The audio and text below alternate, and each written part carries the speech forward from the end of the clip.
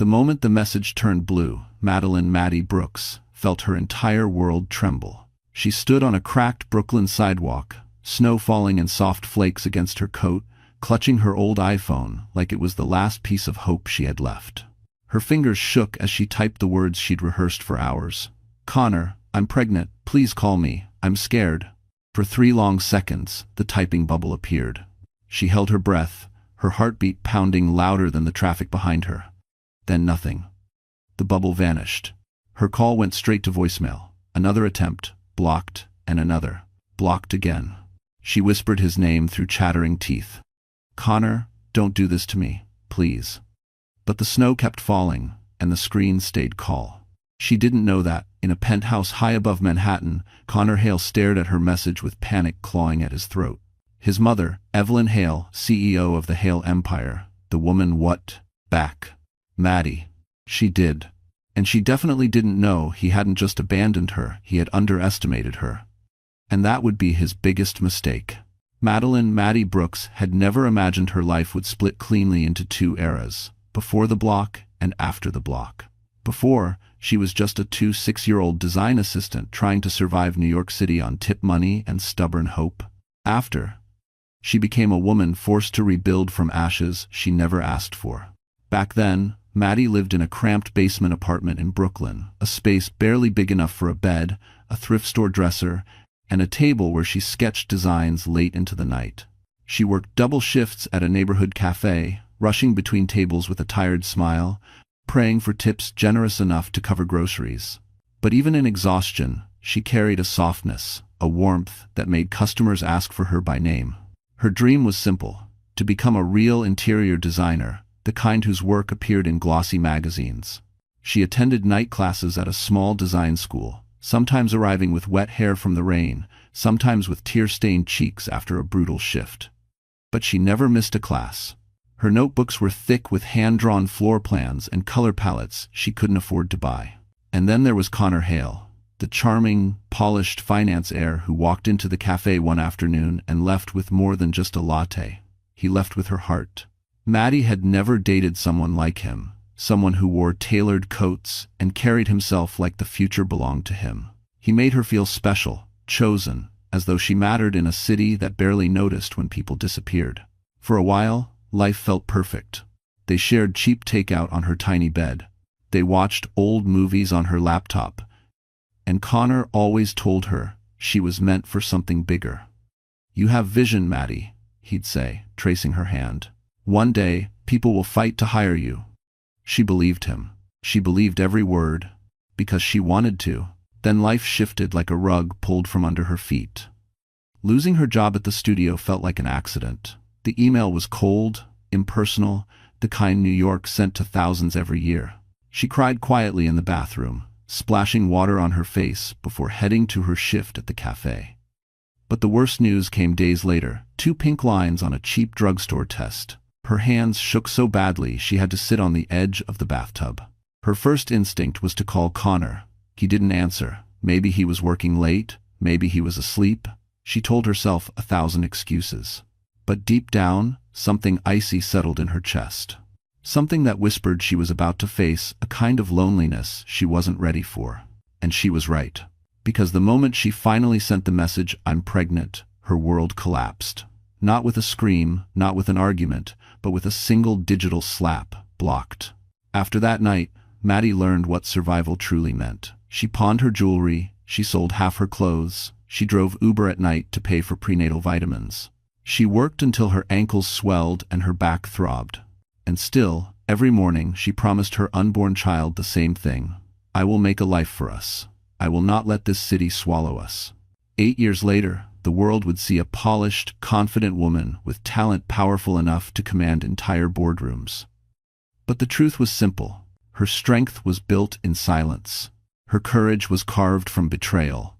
Her future was born the day Connor Hale tried to erase her. And fate, as it turned out, had kept the receipts. New York had always been a city with sharp edges, glittering for some, unforgiving for others.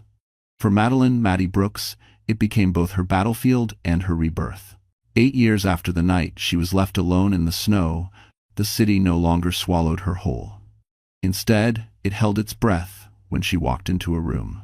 Her life now unfolded between two worlds: the polished skyline of Manhattan and the quiet warmth of her cozy studio in Brooklyn, where she raised her son, Liam.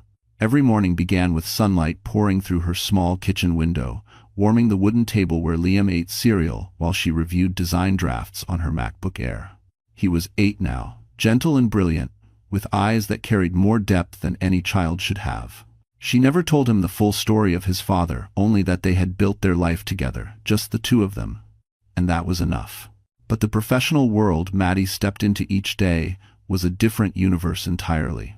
Her boutique design studio, Brooks Atelier, had grown from a single desk in her apartment into a well-respected name whispered among Manhattan's elite. Her work blended warmth with modern elegance, giving life to penthouses overlooking Central Park and corporate lobbies on Fifth Avenue. Wealthy clients loved her eye for detail, the way she listened, the way she transformed a room into something alive. And one of those clients, Julian Mercer, had unknowingly changed the entire trajectory of her life. Julian, a billionaire architect and real estate developer, had hired her 3 years ago to redesign the lobby of Mercer Tower, a skyscraper of steel and glass that cut through the clouds above Park Avenue. Their collaboration was supposed to be temporary, but her creativity impressed him so deeply that he continued offering her new projects, each one larger than the last. Maddie didn't realize it then, but Julian wasn't just investing in her talent, he was betting on her future.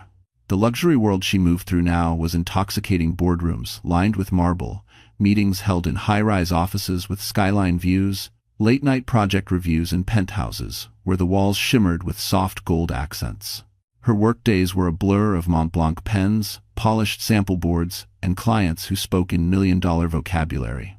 But even as she navigated this world with grace, she remained grounded, never forgetting the basement apartment where she once cried herself to sleep. Still, for all her progress, there were shadows she didn't dare confront, especially the shadow of the Hale family empire. She knew Hale Tech, their tech conglomerate.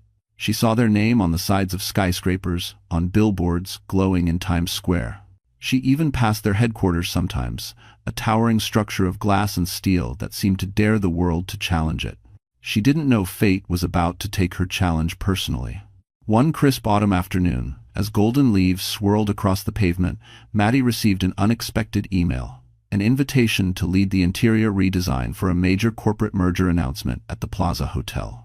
It was the kind of opportunity that could elevate her firm into the international spotlight. She skimmed the details, budget, expectations, timeline, until her eyes stopped on one line. Primary corporate partner, Hale Tech. Her pulse stilled. For the first time in years, New York's glitter felt cold again. Her hands trembled as she closed her laptop. The city outside her window sparkled, indifferent and brilliant. Life had brought her full circle, not gently, but with a force that made her breath hitch. And the man who once erased her was now standing unknowingly on the path she was destined to cross again. Connor Hale had the kind of face people trusted at first sight: clean-cut, bright smile, tailored charm. To the world, he was the picture-perfect financial heir. Disciplined, educated, effortlessly charismatic. Reporters praised his strategic mind. Investors admired his composure. Society, women whispered about his elegance at charity galas. He was the Hale legacy wrapped in a bespoke suit. But beneath that polished exterior lived a man built on cowardice and convenience. A man who avoided guilt the same way he avoided eye contact with his own reflection. 8 years earlier, when Maddie had texted him about the pregnancy, Connor had been sitting in his father's leather armchair, sipping a glass of expensive scotch he never paid for. His mother, Evelyn Hale, had stood at the window, her silhouette crisp against the Manhattan skyline. "She'll ruin you," Evelyn said, her voice as cold as the marble floors beneath her heels. "You think our family can afford a scandal with your father's health failing? Block her. And forget this ever happened." Connor had done exactly that, not because he agreed, but because fear had been stitched into him since childhood. Fear of disappointing Evelyn, fear of losing status, fear of stepping outside the carefully curated life she controlled. Now, 8 years later, Connor carried that fear like a quiet parasite beneath his expensive suits. As CFO of Hale Tech, he moved through the towering headquarters like a prince in a castle he didn't build. Analysts followed him, Assistants admired him. Photographers captured him at business summits, where he spoke about innovation and leadership. Every article named him the future of Hale Group. Every board meeting praised his brilliance. Only Evelyn knew how fragile that brilliance was. She managed every step of his ascent, from manipulating competitors to arranging a strategic engagement between Connor and Vanessa Carrington, daughter of a powerful investor family. Their relationship lacked warmth, but it served its purpose. Vanessa's last name strengthened the Hale reputation. Her connections opened doors, and Connor, ever the obedient son, played the doting fiancé. But lately, cracks had begun to split through Connor's flawless image. Sloppy accounting buried beneath layers of inflated numbers. Mismanaged funds redirected to undisclosed development. Risky bets made without board approval. All small enough to hide, but deadly enough to destroy him if exposed. And Evelyn suspected. She watched him with the sharp eyes of a hawk sensing weakness. She asked pointed questions in private. She referred him to in-house auditors, just to keep things clean. And worst of all, she spoke to Vanessa's father, Arthur Carrington, about keeping Connor focused. Connor felt the noose tightening every day. That was why the upcoming merger announcement at the Plaza Hotel meant everything. The deal would bring in billions, secure his position, and convince the board he deserved to become CEO someday. If he pulled this off, all whispers about financial discrepancies would disappear. Failure was not an option, not when Evelyn still controlled every corner of his world. On the morning he reviewed the event portfolio, his assistant placed a folder on the desk. "These are the design plans for the merger announcement," she said. "The lead designer is Madeline Brooks." Connor froze. For the first time in years, guilt raw, suffocating, grabbed him by the throat. He told himself it couldn't be her. Maddie Brooks was a common name. New York was a big city. But something in his chest twisted painfully. He opened the folder. The first page held a rendering of the Plaza Ballroom, warm light, bold architecture, elegant textures. The signature at the bottom read, Madeline Brooks, lead designer, Brooks Atelier. His breath hitched. Maddie. She wasn't gone. She wasn't destroyed. She had risen higher than he ever imagined. A chill ran through him as he stared at her name. And for the first time since he blocked her, Connor Hale felt fear. Real fear. The kind that warns a man his past is coming back, not quietly, but with consequences sharp enough to cut through everything he built. The email sat on Maddie's screen like a ghost from another lifetime, one she thought she had buried beneath years of grit, sacrifice, and late-night tears. Hale Tech. The Plaza Hotel. Multi-billion-dollar merger. Lead designer, Brooks Atelier. Her studio, her work, her name, but none of it felt like a triumph. Not when the name Hale still carried the sting of a winter night where she stood alone, pregnant, frightened, and erased with a single tap of Connor's thumb. She closed her eyes and inhaled slowly, letting the cool morning air from her open window steady her heartbeat. Manhattan hummed outside, taxis honking, vendors shouting, the world moving without sympathy. In the kitchen, her son Liam hummed as he packed his school folder, unaware that his mother's past had just knocked on the door she thought she had sealed shut. "Mom?" Liam peeked around the doorway. "You okay?" Her voice wavered before settling. "Yeah, sweetheart. Just a big project came in today." Liam flashed a proud grin, the same grin that had carried her through the darkest days. "You always do great. You're the best designer in the world." She kissed his forehead. "Thank you, baby. That means everything." But once he left for school, the silence felt heavier. Maddie opened the file again, scanning the contract line by line. It was perfect, too perfect. The budget was enormous. The exposure would be career-changing. The event had the potential to place Brooks Atelier on the international map. Yet her stomach twisted with every word. Hale Tech wasn't just a company. It was a door to the past she had spent 8 years rebuilding herself from. A past filled with nights driving Uber until dawn, because her prenatal vitamins cost more than her meals. Days when she worked through back pain, swollen ankles, and constant fear of eviction. Mornings when she woke praying she could stretch one more week out of the little savings she had left. A past where she whispered promises to an unborn child that she had no idea how to keep. And the cruelest part? She never knew that some of her suffering had been designed. Evelyn Hale had orchestrated her firing. The blacklisting, the ruined opportunities. Maddie had blamed herself for years, believing she simply wasn't good enough. But someone had known. Julian Mercer. That afternoon, Maddie visited his office at Mercer Tower. The elevator opened into a penthouse workspace of glass and clean lines, where sunlight poured over architectural models like spotlighted sculptures. Julian looked up from his desk, reading her expression immediately. "You saw the contract," he said quietly. She nodded. He leaned back, studying her with the same steady gaze he used when evaluating the structural integrity of a skyscraper. "Do you want to walk away from it?" Maddie hesitated. "It's not that simple." "No," Julian agreed. "It isn't. Not when the past is involved." Maddie swallowed hard. "He doesn't know about Liam." Julian didn't answer. He didn't need to. She paced the room, her footsteps echoing against the polished floor. "If I take this project, Connor will be there. He'll see me. He'll tend to. He might put things together. And if you don't take it," Julian said, "you hand him power he doesn't deserve." She stopped walking. The words hit deeper than she expected. Julian stepped closer, lowering his voice. "You built yourself from nothing, Maddie. Not for him. For you. For your son. You don't owe Connor fear." She stared out the window at the skyline, towering, relentless, bold. A city that once devoured her. A city she now had the chance to conquer. When she finally spoke, her voice was soft but steady. "I'll take the project." Julian nodded, pride flickering behind his calm expression. But deep in her chest, Maddie felt something else rise, a storm she wasn't sure she could contain. Because walking into the plaza meant walking straight into the man who broke her, and revealing the woman he never expected her to become.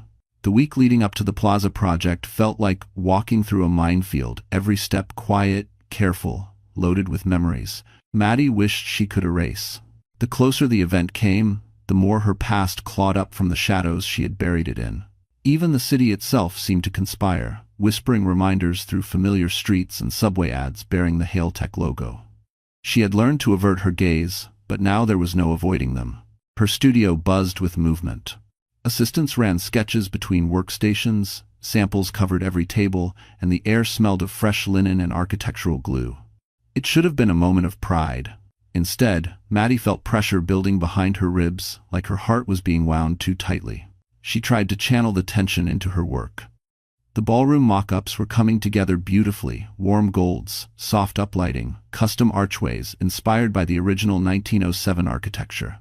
Every detail had her fingerprint. Every flourish, a quiet declaration that she belonged in spaces she once felt too small for. But late at night, when the building was empty, her thoughts weren't on lighting angles or florals. They were on Connor. She hadn't seen him in 8 years. She wondered if he still carried that air of easy confidence, if his smile still charmed crowded rooms, if the guilt of abandoning her ever shadowed his perfect posture. Her stomach twisted at the thought. Not because she missed him, but because the wound he left was one she had stitched together slowly, painstakingly, with no thanks to him. One evening, after hours of finalizing renderings, Maddie stood alone in the dim light of her office, staring at a scale model of the plaza ballroom. The tiny chandeliers glimmered faintly. Her hands rested on the table edge, steady but cold. "You're overthinking again." Julian's voice drifted from the doorway. He stepped inside, jacket slung over one arm, the quiet authority he carried easing just a little in her presence. "I'm preparing," she corrected softly. "You're preparing for a building," Julian said, "not for him." She didn't respond. He approached the table, eyes scanning her work. "This is extraordinary. You've elevated the space without erasing the history. That's rare." She almost smiled. "Thanks. But," he added gently, "you're worried." Maddie exhaled. "I don't want him to see me shaken. I don't want him to have any power left." "He doesn't," Julian said. But she wasn't sure. Trauma had a way of convincing you. The threat was still there, long after the danger was gone. Julian paused, his eyes softening. "Maddie, he doesn't get to decide who you are now."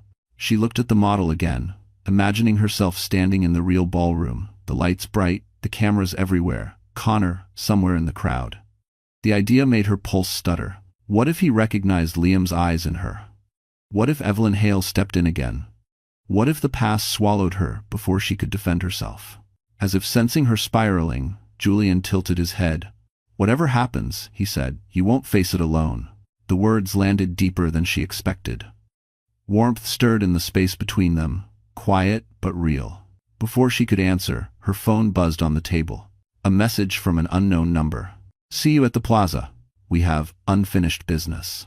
Her heart slammed painfully. For a terrifying second, she thought it was Connor. But the signature at the bottom told a different story. Evelyn Hale. The room suddenly felt colder. Julian read her expression. "Who is it?" Maddie swallowed. His mother. In that moment, she realized the plaza wouldn't just be a project. It would be a battlefield. And the woman who once destroyed her life was already waiting on the other side of it. Connor Hale prided himself on his ability to stay composed. He had survived brutal market crashes, aggressive board interrogations, and his mother's ruthless standards. But nothing, absolutely nothing, unsettled him the way seeing Maddie's name on that design contract did. For days, he found himself drifting, unfocused, replaying memories he had spent years burying, the sound of her laugh in the cafe, the way she used to tuck her hair behind her ear when she was nervous, the softness in her voice when she once whispered she believed in him. These images came back uninvited, clawing into his conscience like unwelcome ghosts. He told himself it was nothing, that she was just another designer, that she probably didn't even remember him. But that was a lie. Late one night, after Vanessa left his penthouse to attend yet another charity dinner he didn't care about, Connor sat alone at his marble kitchen island. A glass of bourbon rested beside him as he typed her name into a search bar. Madeline Brooks. Dozens of results appeared, articles praising Brooks' atelier, photos of event venues she transformed, interviews highlighting her visionary approach. His stomach tightened as he clicked on a picture of her standing in a finished penthouse suite. She looked different, stronger, radiant, confident in a way that twisted something dark inside him. She wasn't supposed to rise. She wasn't supposed to thrive. She was supposed to disappear. He felt Evelyn's warning echo in his mind. She is not part of our world. But she was now, and the world seemed to love her for it. A strange panic settled in Connor's chest, a fear he didn't recognize. He zoomed in on the photo. Something behind her eyes looked familiar, something he had once cherished but foolishly abandoned. He shut his laptop too hard. Across the city, Evelyn Hale was preparing her own battlefield. She paced her private office at Hale Group, the city lights shimmering behind her like a jeweled curtain. Her assistant waited nervously as Evelyn scanned documents related to the plaza event. "She cannot be involved," Evelyn said sharply. "Remove her." The assistant swallowed. "With respect, Miss Hale, her studio was chosen by the investors. They're impressed with her portfolio. She's highly recommended." Evelyn's eyes narrowed. "Recommendations can be undone. If with war. But the contracts." "Contracts," Evelyn interrupted, "bend when pressure is applied correctly." Her gaze hardened. She had spent her life shaping the Hale empire, brick by brick, sacrifice by sacrifice. She would not allow a woman from the past, some girl her son once toyed with, to jeopardize the pristine future she built. She turned toward the window, voice low and cold. "Find a way. I won't allow her to stand on that stage." The assistant nodded shakily and left. Evelyn allowed herself a long, controlled breath. Maddie had resurfaced, and Evelyn wanted her gone again. Meanwhile, Connor's fixation grew. At the office, he found himself distracted during meetings. Investors noticed. Vanessa complained he wasn't listening. His assistant asked if he was sleeping enough. Every whisper, every side glance grated on him. Why was he so bothered? Why did the thought of seeing Maddie again make him feel like the ground beneath him wasn't stable? He finally admitted it to himself. At least. He was afraid she hated him. Afraid she would expose him. Afraid she knew too much. But what he feared most was that she had forgotten him entirely. Obsession replaced logic. He opened her profile again. Her eyes in the photo stared back at him, not with longing, not with softness, with strength, a strength that terrified him. He muttered into the quiet penthouse, "Maddie, what do you want from me now?" But the truth was brutal. She didn't want anything from him. Yet fate was about to give her everything he feared losing. And Evelyn Hale, the very woman who had buried Maddie before, was already sharpening her knives. The morning sun poured through Maddie's apartment like a soft spotlight, warming the hardwood floors and brushing against the edges of her carefully organized studio space. Usually, mornings brought calm coffee brewing, The quiet tap of Liam's footsteps, the soft rustle of design sketches scattered across her desk. But today felt different. Today felt like the beginning of something she couldn't quite name. She stared at her reflection in the bathroom mirror. Bare face. Faded t-shirt. Sleepless eyes. Not fear, no. Something deeper rested beneath her ribs. Anticipation mixed with the quiet tremor of a woman preparing to confront the ghost who once ruined her life. She tied her hair into a loose bun, studying herself. 8 years had sculpted her into someone sharper, steadier, far more capable than the trembling girl Connor had discarded. But trauma still had a way of whispering lies. He still has power over you. You're still that girl he abandoned. You're not ready. She splashed cold water on her face, breathing slowly. Then she said aloud, I am not her anymore. A soft knock sounded on the doorframe. Mom? Liam stood there, backpack slung over one shoulder. You look serious. She laughed gently. Do I? Yeah, like when you're about to yell at a supplier for messing up your samples. She ruffled his hair. Maybe I'm just gearing up for a big day. If you do for... Liam handed her a little drawing, a sketch of her standing in front of tall buildings, holding blueprints, with a giant gold crown floating above her head. You're the best designer ever, he said. You're gonna knock it out of the park. Her throat tightened. Thank you, sweetheart. After dropping him off at school, she headed to Mercer Tower. Julian had insisted she come early to finalize the presentation for Hailtech's board approval. But when she arrived, she found not Julian, not yet, but a garment bag hanging from her office door. A note rested on top. Maddie, you've spent years helping others see their potential. Today, let me help you see yours. J.M. Inside was a simple but stunning black jumpsuit, tailored, modern, powerful. The kind of garment that didn't beg for attention, but commanded it. She hesitated. This wasn't a gown or a dramatic transformation, but it was a statement, a reclamation. She put it on. The woman staring back at her in the mirror looked like she belonged in the boardrooms she once cleaned as a janitor during her college nights. Strong shoulders, clean lines, quiet authority. Julian appeared in the doorway, pausing as he took her in.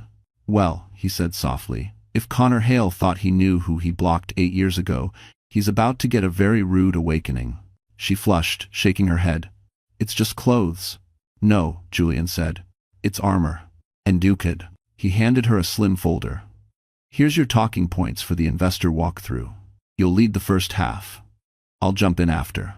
Maddie blinked. Me? Lead? You've designed the entire vision.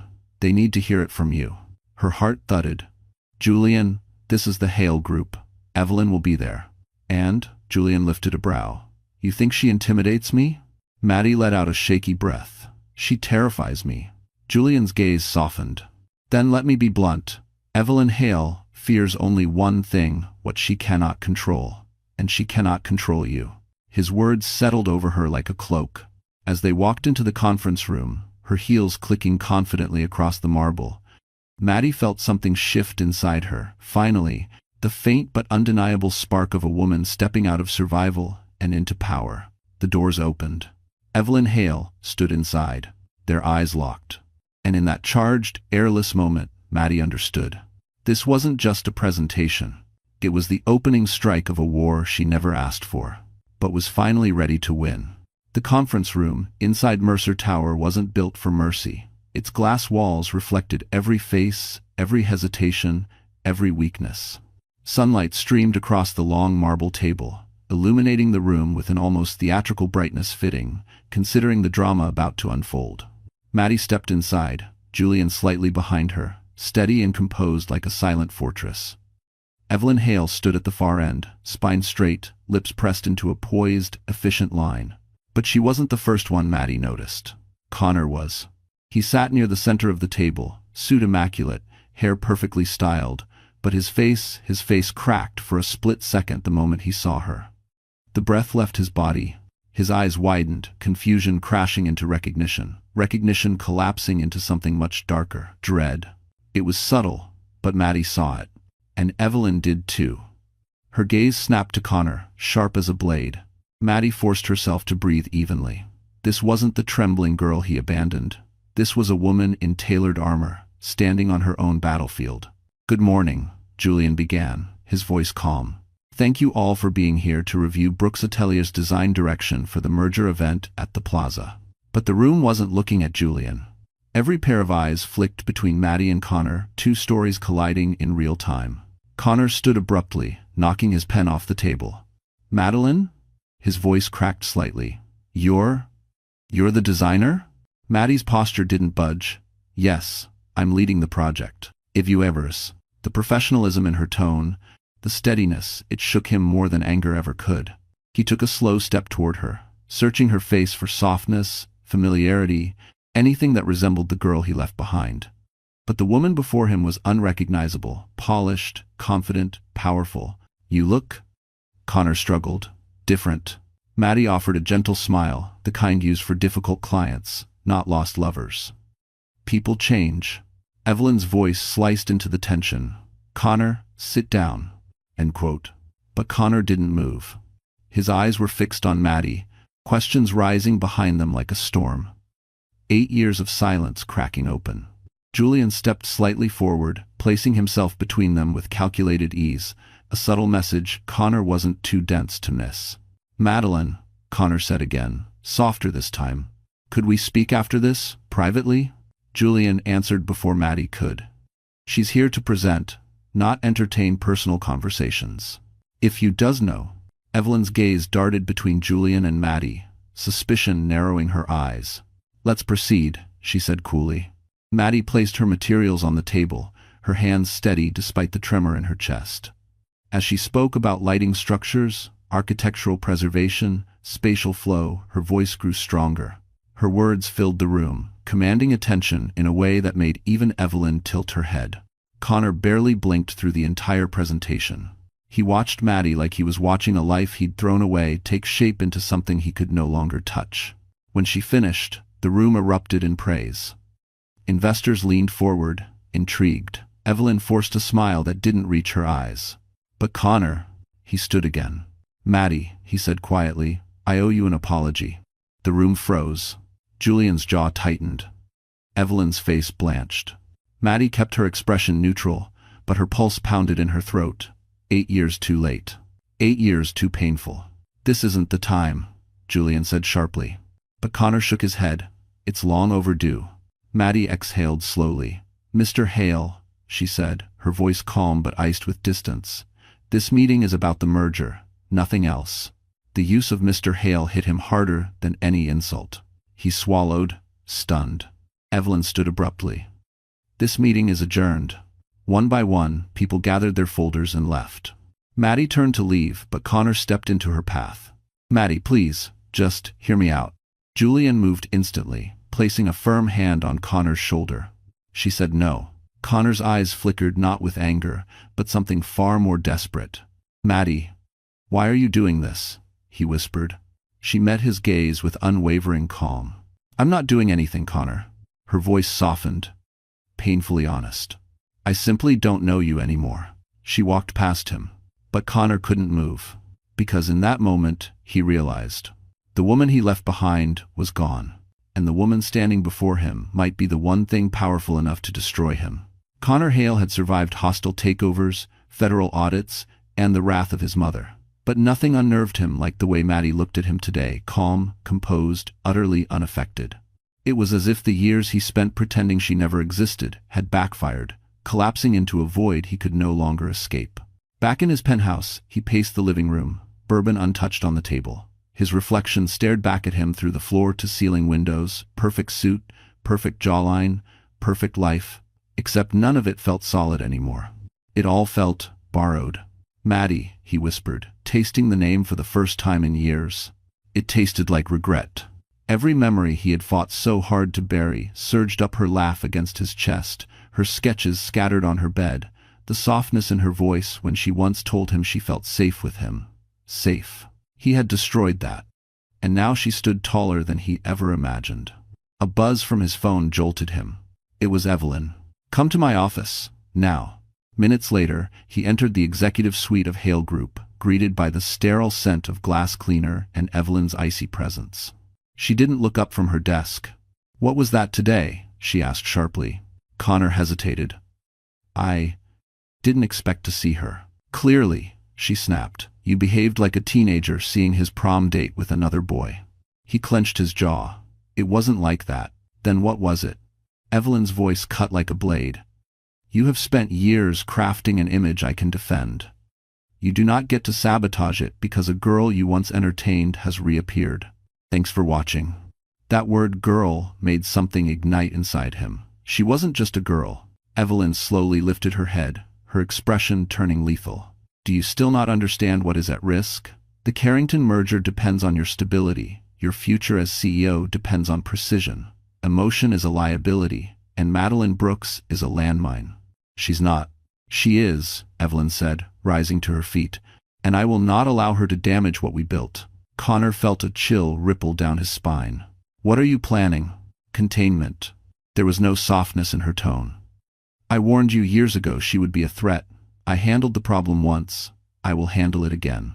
Connor stiffened. What do you mean? Handled? Evelyn waved her hand dismissively. Your mind was on other things. I simply ensured she vanished. His stomach twisted. You got her fired? And blacklisted, Evelyn said without remorse. It was necessary. A sickening wave washed through him.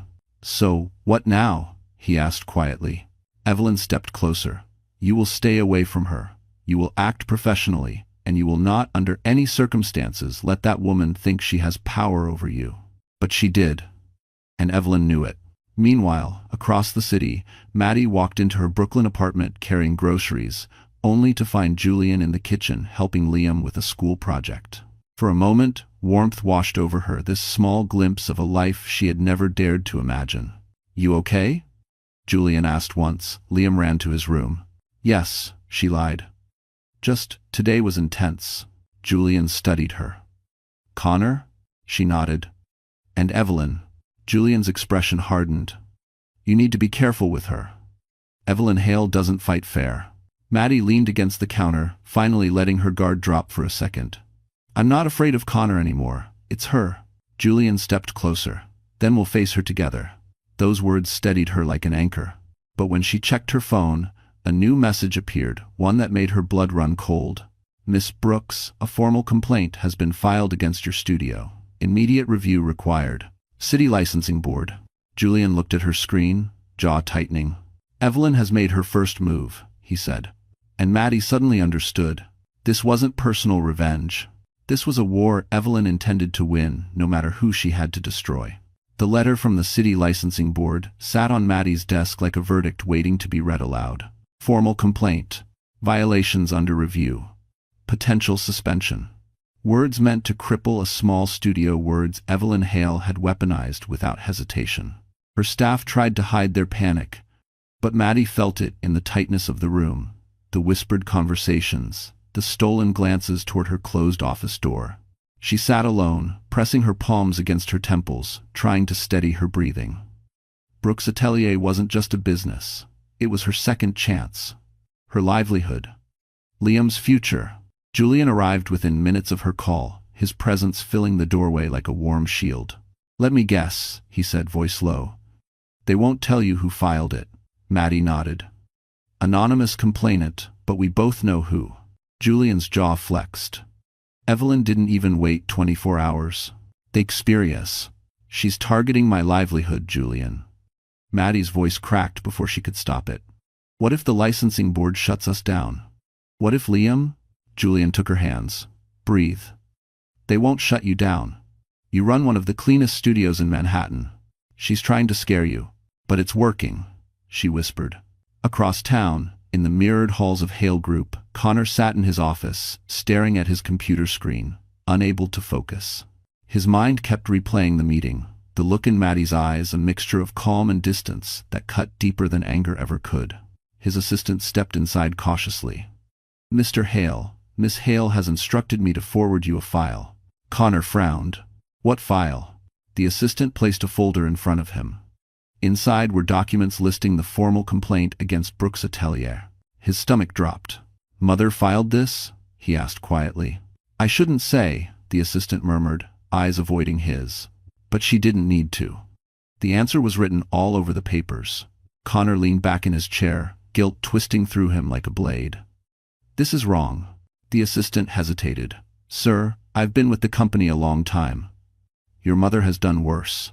He looked up sharply. "What?" She swallowed, suddenly pale. "Never mind, I should go." But Connor's heart was already pounding. Worse? Worse than sabotaging a young woman's entire career? Worse than ruining someone he once claimed to love? Something inside him began to fracture. Meanwhile, Maddie entered her studio floor, putting on a mask of strength for her team. She gathered everyone together. "Listen," she began. "We've been hit with a false complaint, but we will handle it with transparency and professionalism. No one is losing their job. No one is shutting down anything. We will get through this. It's not Russ." Her words steadied the room, but inside, she felt like a dam about to burst. When the team returned to work, Julian pulled her aside. "You need protection. Legal, financial, and personal." "I can't fight Evelyn Hale," Maddie whispered. "She controls half the city." Julian met her eyes. "Good thing you're not fighting alone."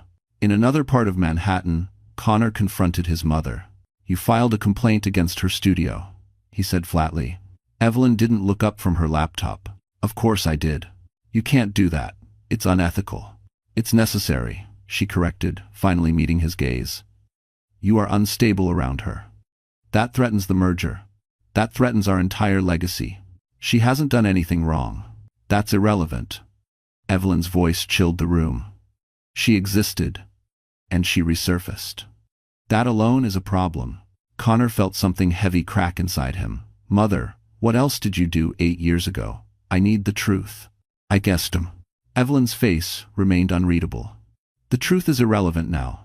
"No," Connor said quietly, "it's not."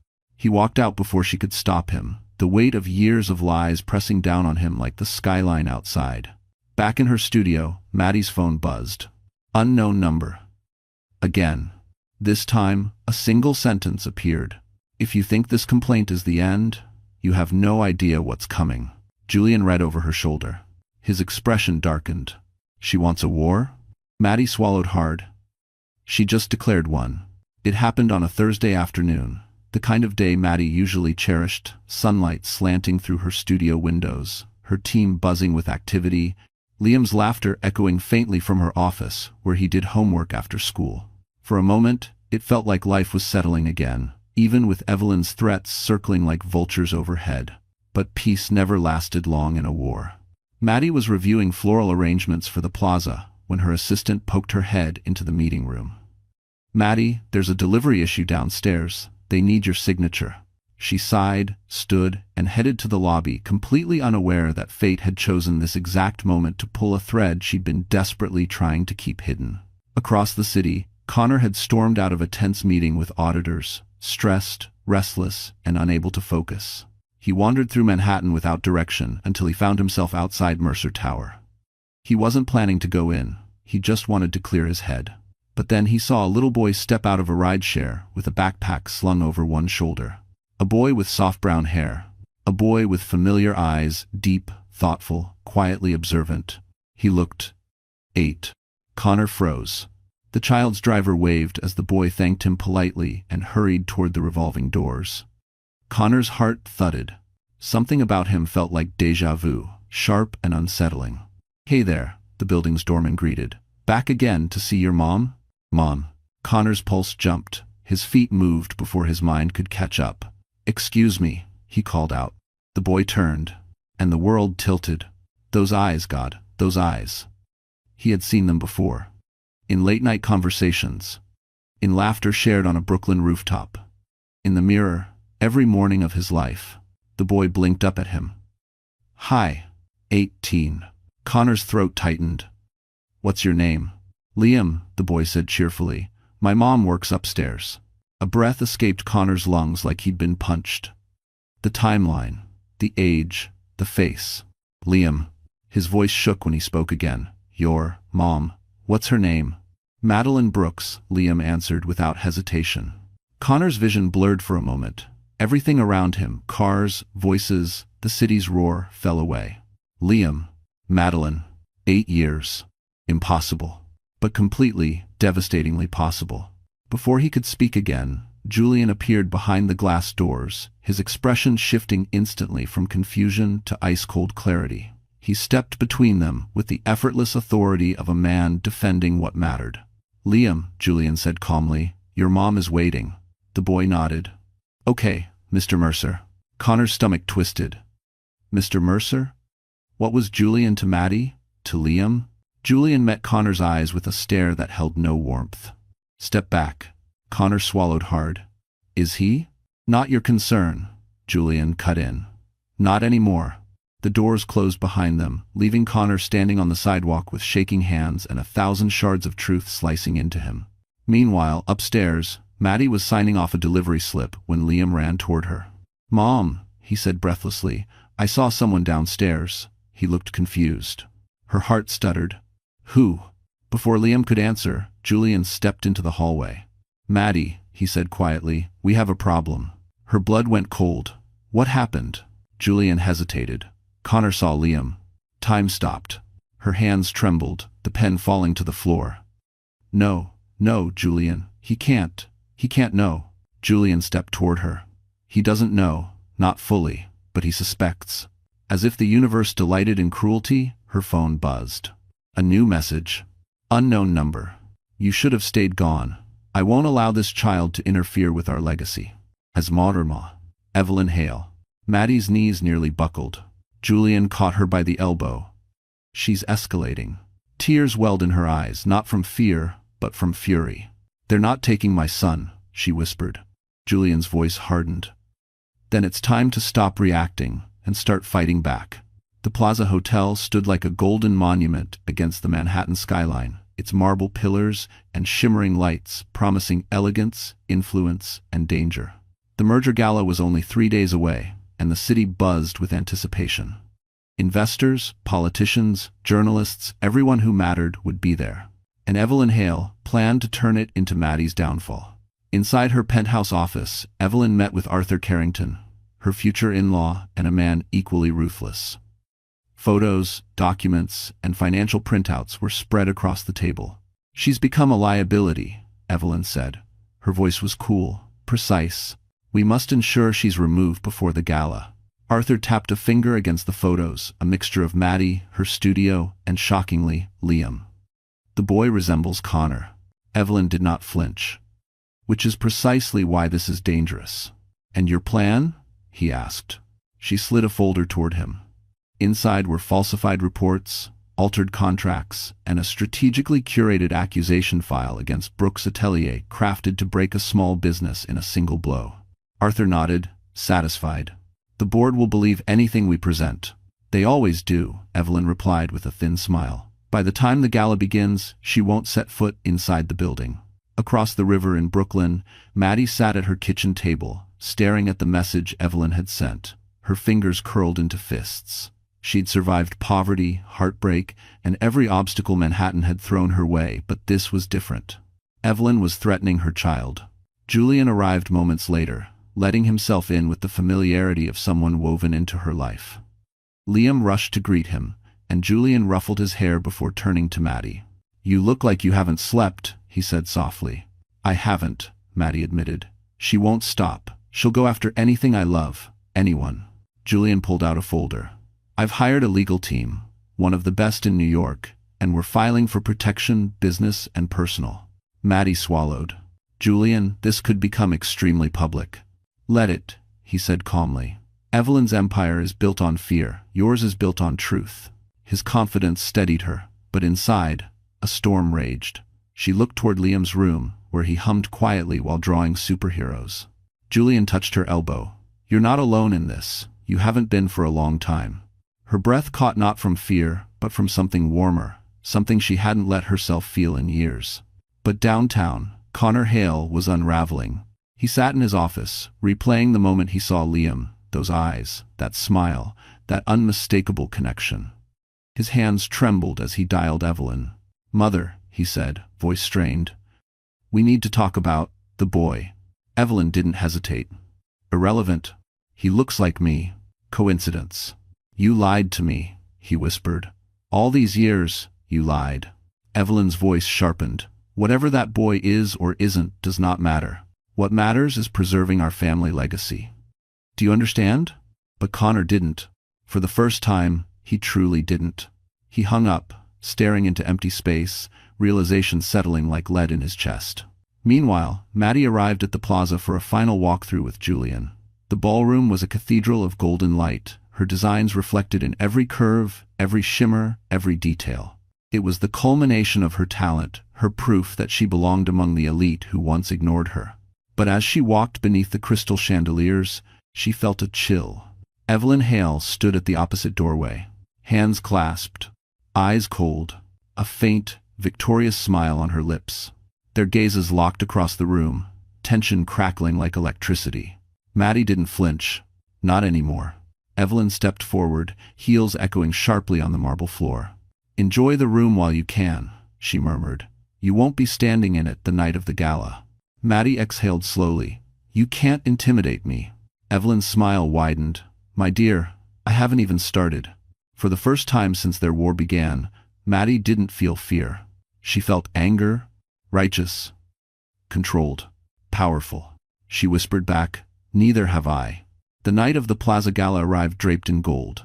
Manhattan shimmered beneath a velvet sky, each window glowing like a jewel. Black cars lined Fifth Avenue, spilling out investors, dignitaries, and society figures dressed in their finest. Paparazzi flashes lit the air like electric rain. Inside her Brooklyn apartment, Maddie stood before her mirror, breath held still. She looked nothing like the girl Connor once abandoned.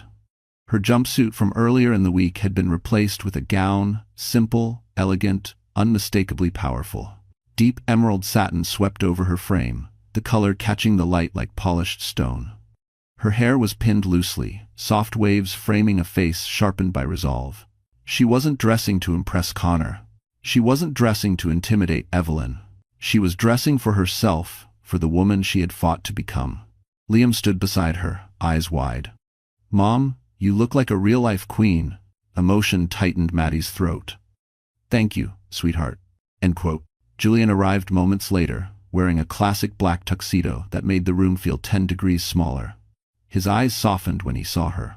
"Maddie," he murmured, "you look extraordinary." A blush warmed her cheeks. "You clean up pretty well yourself." He smiled, a quiet, knowing thing. "Ready?" She nodded, but her pulse skittered nervously. Julian extended his arm. "Whatever happens tonight, you walk beside me, no fear, no hesitation. If friends would do matter of." With one final glance at Liam safe with his babysitter, smiling proudly, Maddie stepped into the waiting Mercedes. As they drove through Manhattan, the city glittered around them. Billboards flashed, towers glowed, and in every reflection, Maddie saw a woman she barely recognized but admired. Meanwhile, inside the plaza's ballroom, Connor stood near the entrance, hands clasped behind his back. He had barely slept in days. Every thought returned to Liam, his age, his face, the eerie resemblance Connor couldn't explain away. Tonight was supposed to secure his future. Instead, it felt like standing on the edge of collapse.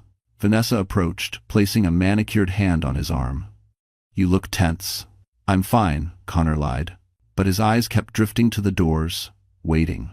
Then Evelyn appeared in a sleek silver gown, her expression sharp as crystal. "Control yourself tonight," she said. He clenched his jaw. "Mother, no distractions," she cut in. "I expect perfection." For the first time in his life, Connor wanted to defy her. The doors opened. The room seemed to inhale. Maddie entered on Julian's arm, emerald gown catching every glimmer of chandelier light. Heads turned. Conversations paused. Even the orchestra seemed to falter. Connor forgot to breathe. He watched her move with a confidence he had never possessed, a quiet, magnetic grace that made even the wealthiest women in the room feel suddenly flat, ordinary. Evelyn's face darkened. "Unacceptable," she hissed under her breath. But Maddie didn't see her, not at first. Her eyes scanned the ballroom, cataloging every design detail she had poured her heart into. Pride flickered in them, soft but undeniable. Then her gaze met Connor's. A collision. A storm. A history unfolding in a single heartbeat. Connor stepped forward, desperation rising. "Maddie," Julian smoothly intercepted, shaking his head. "Not here." Connor's eyes dropped to Julian's hand, resting protectively at her back. "So he's the man in her life now," he murmured. Jealousy spiked through him, irrational and sharp. Evelyn, watching from a distance, saw the shift. And she smiled. Not kindly, but like a woman who had already set fire to the chessboard. The lights dimmed. The announcer's voice echoed. "Ladies and gentlemen, welcome to the Haletech Carrington merger celebration." Maddie felt the room tighten around her. This night wasn't just a celebration. It was a trap one Evelyn Hale had spent years perfecting. The orchestra faded into a soft hum as the gala reached its peak. Champagne glasses clinked beneath the golden chandeliers, investors murmured with excitement, and cameras flashed like distant lightning. The room pulsed with anticipation. Every powerful figure in Manhattan gathered under one roof, unaware they were standing on a fault line inches from rupture. And Evelyn Hale was ready to trigger the quake. She watched Maddie from across the ballroom, her expression sharpened into something predatory. Standing beside Arthur Carrington, she whispered instructions the way a general directs troops before a final assault. "It happens the moment she steps forward," Evelyn murmured. Arthur nodded. "This will destroy her credibility." Connor overheard, and something inside him twisted violently. "What are you talking about?" he demanded. Evelyn dismissed him with a cold flick of her hand. "Not now, Connor." But he stepped closer, lowering his voice. "If you're planning something against Maddie, against her studio," Evelyn corrected. A necessary distinction. Connor felt his heart hammer. "Mother, stop, please." But Evelyn had never listened to pleas, not from him, not from anyone. Across the room, Julian guided Maddie toward the event stage for the design acknowledgement segment. Her palms were slightly damp, but her posture was unshakably composed. She had earned this moment. Every detail of the ballroom was her creation, her vision made real. Julian squeezed her arm. "Remember, you belong here." Before she could answer, the announcer boomed. "Please welcome Madeline Brooks of Brooks Atelier, the visionary behind tonight's transformation of the Plaza Ballroom." End quote. Applause burst through the room. Maddie inhaled deeply and stepped forward. That's when Evelyn struck. A man from the Carrington legal team suddenly approached the microphone, raising a folder dramatically. "Before Miss Brooks speaks," he announced, "there is an urgent matter of integrity and public trust." Maddie froze mid-step. Julian's expression darkened instantly. Connor's stomach dropped. The man continued, "We have received documentation indicating that Brooks Atelier is currently under investigation by the City Licensing Board for violations and potential ethical misconduct." A wave of gasps rippled across the ballroom. Flashes exploded. Photographers, sensing blood in the water. Maddie's breath vanished. Her hands trembled as whispers cut the room like knives. "Violations? How unprofessional." I knew she rose too fast. Evelyn watched with quiet satisfaction. Julian stepped forward. "This is inappropriate and defamatory. Those allegations are unverified." But the man cut him off. "We cannot celebrate a designer whose business may be in violation of city regulations. For the integrity of Haletech and the Carrington merger, we must address this immediately." Connor felt physically ill. "Mother," he hissed, "what have you done?" Evelyn didn't take her eyes off Maddie. What was necessary? Maddie stood frozen, her heartbeat roaring in her ears. The chandeliers blurred, the room tilted. Every whisper felt like a nail hammered into her spine. Julian stepped beside her, voice steady but furious. "You do not speak another word about Miss Brooks without legal proof. She has run her studio with integrity, more than I can say for some people in this room." The jab landed hard. Connor flinched. But before the moment could shift, Evelyn glided toward Maddie, smile cold and poisonous. "You should have stayed quiet," Evelyn whispered, just loud enough for the nearby guests to hear. "Ambition is dangerous for people like you." Something in Maddie snapped. Her fear evaporated under a surge of anger, sharp, clean, righteous. "People like me?" Maddie repeated softly. "You mean people who aren't born into privilege? People who build instead of manipulate?" Gasps filled the ballroom again. Evelyn's eyes narrowed. "Choose your words carefully." "No," Maddie said, voice gaining power. "For 8 years you've done everything to make me disappear. But I'm still here, and I will not let you threaten my son." Connor jerked his head up. "Son?" Silence swallowed the room. Every head turned. Maddie froze. Julian's hand tightened at her back. Evelyn's face turned white with fury. Connor whispered again, voice trembling. "Maddie, you have a son?" Her lips parted but no sound came out. Because the truth had detonated in the center of the plaza ballroom. And nothing, not the gala, not the merger, not Evelyn's power, would ever be the same again. The ballroom fell into a suffocating silence so complete, so absolute that even the chandeliers seemed to stop shimmering. The word son still hung in the air, suspended like a blade. Connor stood frozen, pale, eyes wide, as if someone had carved open his entire past and laid it bare for the world to see. "Son?" he repeated, voice cracking in a way no one in Manhattan had ever heard from him. "Maddie, you have a son?" Maddie could barely breathe. She felt her chest constrict, panic rising like floodwater. This was the moment she feared more than any legal threat, any sabotage Evelyn could conjure.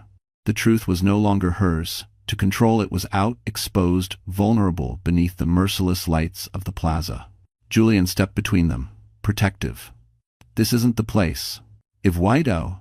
But Connor shoved forward, desperation overriding sense. "Tell me, Maddie," his voice quivered. "Is he mine?" There it was. The question. The door. The wound. Gasps echoed through the ballroom. Phones lifted, cameras zoomed, power brokers leaned in, smelling scandal like wolves scenting blood. Maddie swallowed hard. Her voice barely formed. Connor, not here. But Connor had never been more present in his life. All his composure, all his training crumbled. "My God," he whispered. 8 years. "Maddie, why didn't you?" "Because you blocked me." The words tore out of her, raw and uncontrolled. "You erased me the moment I needed you." Connor staggered back as though struck. "I what? No, that's not." But then he faltered, memory slicing through him. His mother's voice. The fear, the command, the choice he made. It all came crashing down. Evelyn moved fast. "Enough," she snapped, stepping between them like a shield of ice. "This conversation ends now." And 24. But Connor rounded on her. "Did you know?" Evelyn didn't blink. "Your personal life is irrelevant." "Did you know?" He demanded again, louder. Her silence answered for her. Connor recoiled. Betrayal washed through him with such force he had to grip the table. "You kept my child from me?" "She kept herself pregnant," Evelyn snapped, cold and venomous. "And I protected you." Maddie inhaled sharply. Julian stepped forward, fury igniting in his eyes. "You ruined her life, Evelyn." "Because of..." Evelyn laughed lightly. "I prevented a scandal." "For your benefit," Julian said, "not his." Connor shook his head slowly, disbelief twisting his features. "Mother, how could you? How could I?" Evelyn stepped closer, her voice rising. "How could you be so careless? You were weeks from your promotion, your future. Should I have let her drag you down?" Maddie flinched as if slapped. Connor stared at his mother as though he'd never seen her before. "You destroyed everything. You destroyed her. You destroyed my chance to..." "To what?" Evelyn hissed. "Raise a child with a waitress who would have bled you dry? Don't be naive, Connor." Maddie's fists trembled. Julian stepped in, voice low but lethal. "Watch your words." But Evelyn continued, relentless. "Madeline Brooks is nothing. A mistake. One I corrected. That did it." Maddie's breath steadied. She finally spoke, not trembling, not afraid. "You didn't correct anything," she said quietly. "You created the man who abandoned me. You created the boy who had to grow up without a father. You created this mess." Connor's eyes filled with tears. "Maddie," he whispered, "is Liam mine?" Her heart clenched. She had always imagined she'd choose the moment to tell him not like this, not in a room full of vultures waiting for her to bleed. She closed her eyes. Then nodded. The room erupted. Gasps, shouts, camera flashes. Connor collapsed into a chair, face drained. "I have a son." Evelyn slammed her hand on the table. "No, this changes nothing. You will not acknowledge that child." He looked at her with utter disgust. "You don't decide that anymore." Maddie felt tears burn behind her eyes, not from heartbreak, but from the realization that everything was spiraling too fast. Julian touched her shoulder. "We need to leave. Now." But as they turned to go, Evelyn spoke again, soft, chilling, final. "This isn't over, Madeline. You've just destroyed your future." Maddie turned back, voice steady with a strength Evelyn never anticipated. "No," she said, "I'm reclaiming it." The ballroom had become a battlefield, every chandelier flickering like torches above a crowd hungry for scandal. The revelation of Liam's existence rippled through the guests in relentless waves. Investors whispered behind raised hands.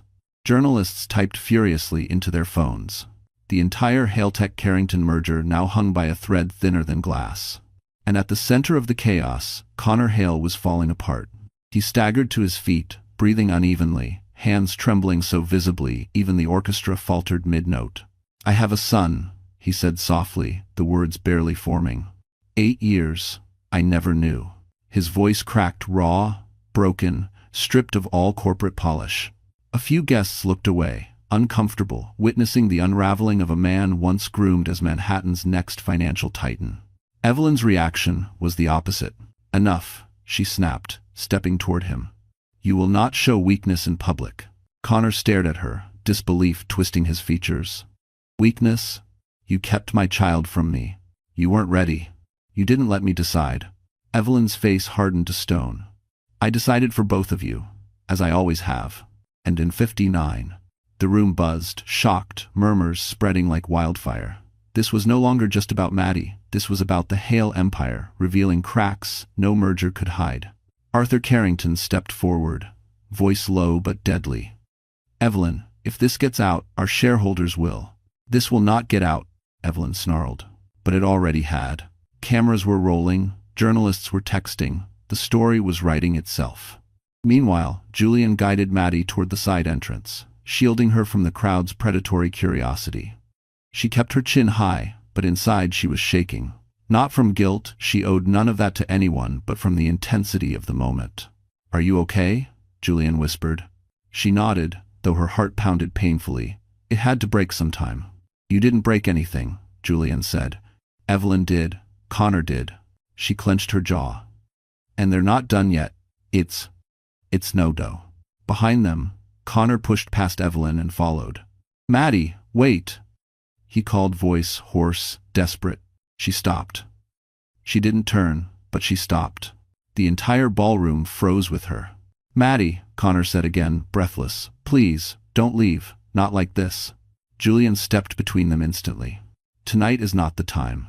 Connor ignored him. His eyes were fixed on Maddie, pleading. "I didn't know. If I had known, I would've." Maddie turned, meeting his gaze with a calm that cut deeper than any outburst.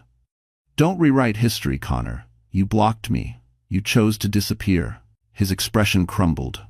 "My mother told me." "I don't care what she told you," Maddie said. "You were a grown man. You made your choice." A murmur of agreement rippled through the crowd finally, sympathy tilting toward her. But Evelyn wasn't done. "Madeline Brooks," she said loudly, stepping forward with a predatory smile, "you have jeopardized our merger, humiliated my son, and attempted to manipulate this event for personal gain. Your studio will face consequences." Julian laughed, a low, dangerous sound. "You're losing control, Evelyn." Evelyn's gaze sharpened. "You think I can't destroy her business?" Julian stepped forward, narrowing the distance between them. "You've tried. And yet, she's still standing." "I would broke it." Guests watched, enthralled. This wasn't a gala anymore. It was a reckoning. Connor looked between them, his mother, the tyrant who shaped him. Maddie, the woman he wronged. Julian, a man who stood where he should have. For the first time, Connor saw the truth clearly. "Mother," he said, voice trembling, "you've been controlling my entire life. Guiding you." She corrected. "Destroying everything real," Connor whispered. "Everything good." Evelyn's jaw tightened. "Weakness is unbecoming of a Hale." Connor shook his head. "Maybe that's why this family keeps breaking." Gasps scattered through the ballroom, and in that moment Maddie realized something. This wasn't just Connor's downfall. This was Evelyn's too. She turned to Julian and whispered, "It's time." He nodded. "You're ready." Maddie stepped forward again, not toward Connor, not toward Evelyn, but toward the center of the room. The crowd parted. She lifted her chin, and with the entire ballroom watching, she prepared to drop the twist neither the Hales nor Manhattan saw coming. The crowd held its breath as Maddie stepped back into the center of the ballroom. No trembling, no shame. Only a steady calm that unnerved Evelyn and stunned Connor. The tension snapped through the air like electricity, and even the chandeliers seemed to dim in anticipation. Maddie's voice was soft but carried effortlessly. "I've stayed silent for 8 years. Tonight, I won't. Becomes des. W action. Every head turned. Julian moved beside her, not overshadowing, not leading, simply standing as the anchor she had never had before. Evelyn scoffed loudly. This is not your moment, Miss Brooks. Security will escort you out if— No, Maddie said, cutting her off. This is exactly my moment. A ripple of shock moved through the audience. Maddie lifted a folder thin, precise. Before you try to destroy my career, Evelyn, you should know. You already tried. Evelyn stiffened. Connor's eyes widened. Julian folded his arms, bracing for impact. Maddie opened the folder and held up a document. This, she said clearly, is a statement from the design firm that fired me 8 years ago. They confirmed they received pressure from the Hale Group to terminate me. Pressure tied directly to my relationship with your son. Whispers shot through the room. Evelyn's lips thinned. Fabricated, desperate.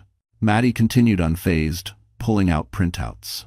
And this is email evidence from a former Hale Tech employee now under legal protection, detailing how you attempted to blacklist me across multiple firms in Manhattan. Evelyn's breath hitched. Connor looked physically sick.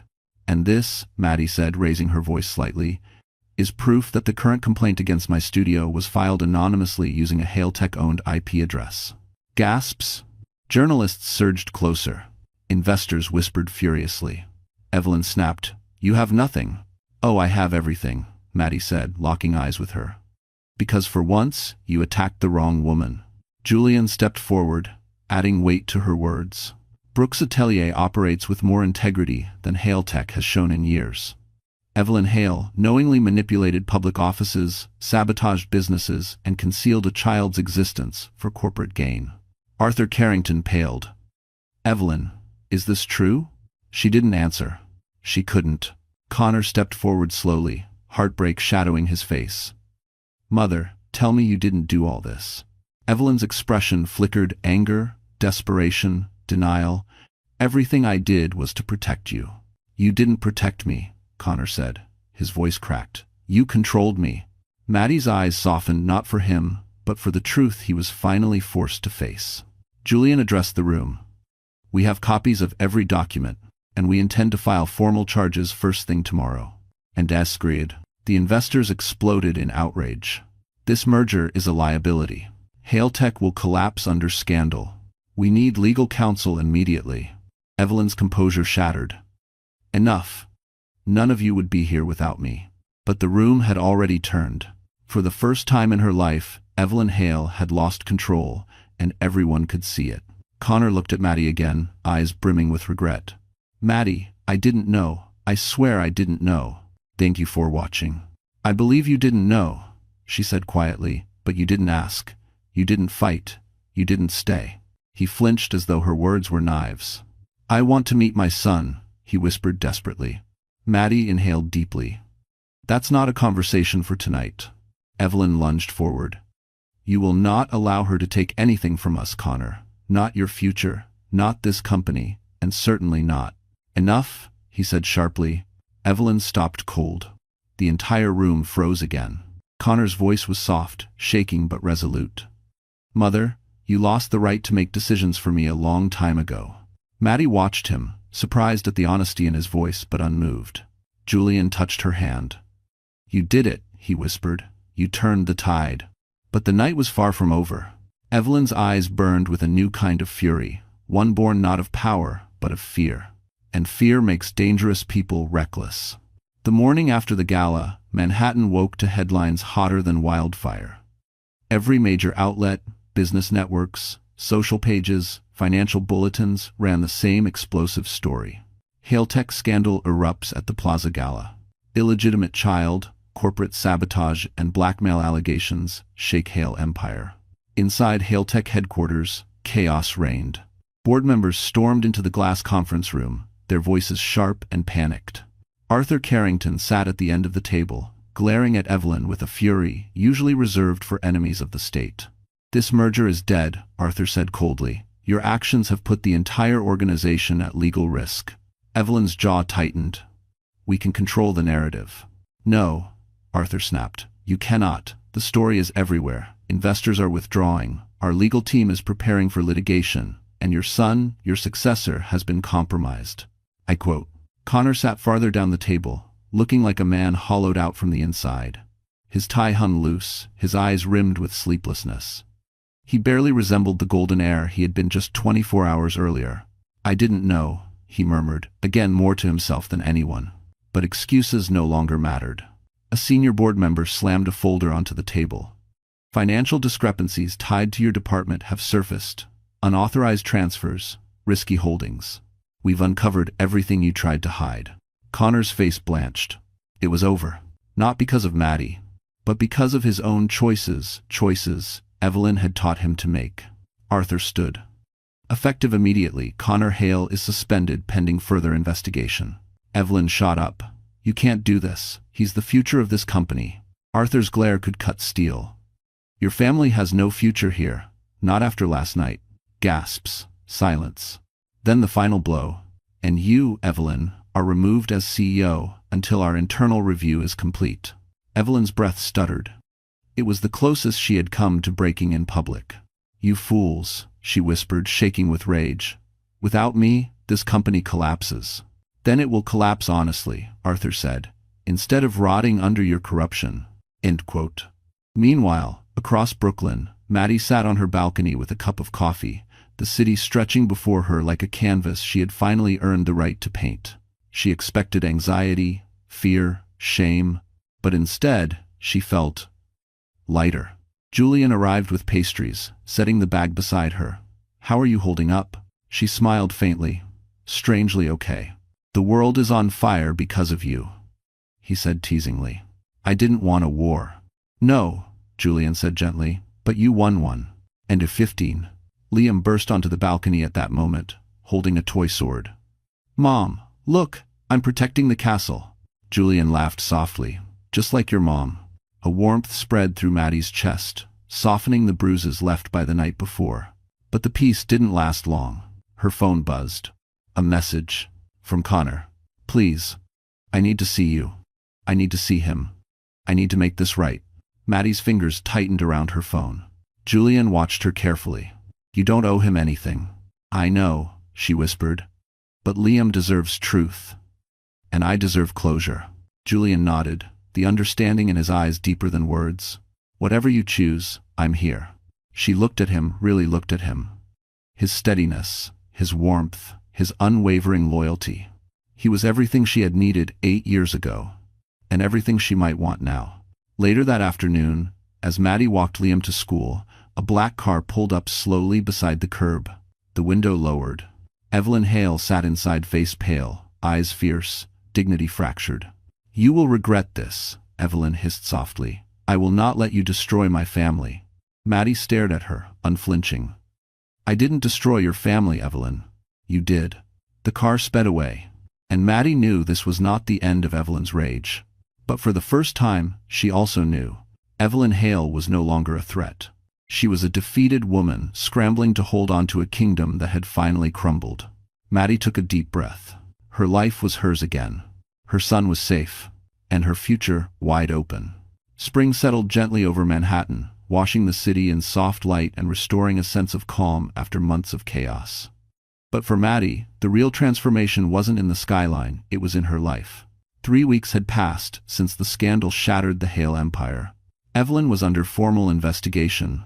Connor had resigned amid financial scrutiny, and Hale Tech stock had plummeted so sharply that investors demanded a complete restructuring. The once unshakable dynasty was collapsing brick by brick, each piece a consequence of secrets long buried. Maddie didn't celebrate their downfall, but she allowed herself a quiet, private satisfaction. For the first time in years, she could breathe without fear. Brooks Atelier, once threatened with closure, was now flooded with new clients, prestigious hotels, luxury residences, even international investors who admired Maddie's integrity and composure under fire. The complaint against her studio had been formally dismissed, and the city issued a public apology for acting on falsified information. Justice, finally. Yet one matter remained unresolved: Connor. He reached out several times, messages filled with remorse, guilt, and pleas to meet Liam. For days, Maddie ignored them, torn between anger and a deep instinct to protect her son. But eventually, she agreed to a short meeting, under controlled circumstances, with Julian present. They met at a quiet park in Brooklyn. Connor arrived looking smaller, somehow humble, stripped of ego, stripped of privilege. He didn't wear a suit, his hair was unstyled, his eyes were red-rimmed. "Thank you for letting me come," he said, voice thin. Maddie nodded but said nothing. Liam sat beside her on the bench, swinging his legs, unaware of the gravity in the air. "Hi," Liam said politely. Connor swallowed hard. "Hi. Liam?" The boy's smile came easily. "Are you Mom's friend?" Connor's eyes filled. I'm trying to be." Julian watched quietly, ready to intervene if needed. Maddie spoke gently. "Liam, this is someone from my past, someone who made mistakes, big ones." Liam nodded, thoughtful. "Adults mess up sometimes." Connor exhaled shakily. "More than you know." There was a long, tender silence. Then Liam asked, "Do you want to draw with me?" "I brought markers." Connor's face crumpled with gratitude. "I'd like that." As the two sat on the grass drawing superheroes, Maddie stepped aside with Julian. "You did the right thing," Julian said softly. "Did I?" she whispered. "Yes," he answered, "because forgiveness isn't about him, it's about freeing yourself." "I do, Seven." She glanced back at Connor, broken, remorseful, trying in small ways to connect with a child he'd never known. Maddie nodded. "He can see Liam, but he won't be part of decisions. Not yet." Julian's smile was warm. "You're a good mother, Maddie." She looked at him, really looked at him, and felt something shift, something soft and certain. "Julian," she said quietly, "I don't know where this goes, but you've been the one constant in my life, the one who stayed." He reached for her hand. "I didn't stay out of duty. I stayed because I choose you, every time." Her breath caught. Before she could respond, Liam called from the grass. "Mom, look, we drew a new building." Julian chuckled. "Architect and designer. Dangerous duo." Maddie smiled, heart swelling. "Maybe someday." Later that evening, as they walked home, Liam between them, swinging their hands, Julian paused on the Brooklyn Bridge and faced her. "Maddie," he said softly, "you rebuilt your life alone, but you don't have to live it alone." Her breath trembled. "Are you saying what I think you're saying?" He nodded. "I love you, and I love Liam, and if you'll have us, I want a life with you." Tears welled in her eyes, not from pain, but from the healing she never thought possible. She whispered, "Yes." Julian cupped her cheek gently, and beneath the shimmering lights of Manhattan, they sealed a new beginning, born not from trauma, but from triumph. Behind them, the Hale Empire unraveled. Ahead of them, Maddie's life blossomed. For the first time, she wasn't surviving. She was living, and she was finally, beautifully free. All right. So the story has finally come to an end. And if you are still here, still listening, still feeling something in your chest right now, then that means this journey touched you in a real way. Maybe it reminded you of your own strength. Maybe it whispered something you needed to hear. Or maybe it simply showed you that healing is possible even after years of silence, betrayal, or loss. You know, Marcus Aurelius once wrote, "What stands in the way becomes the way." And that is exactly what Maddie's story teaches us. The pain that nearly broke her became the doorway to a life she never imagined. Her courage didn't grow from comfort, it grew from surviving storms she never asked for. And just like her, we all carry battles nobody else sees. But we also carry the power to rise again, to rebuild, to choose a future that honors who we are becoming. So if something in this story stayed with you, let it remind you of your own resilience. Let it remind you that your voice matters, your healing matters, and your story is not finished yet. And hey, if you're still here at this moment, then you're part of our little family now. So, go ahead, like, share, and subscribe to stay with us on the next journey. We've got so many stories to tell, and I'm grateful you're here to hear them. Let's keep growing together.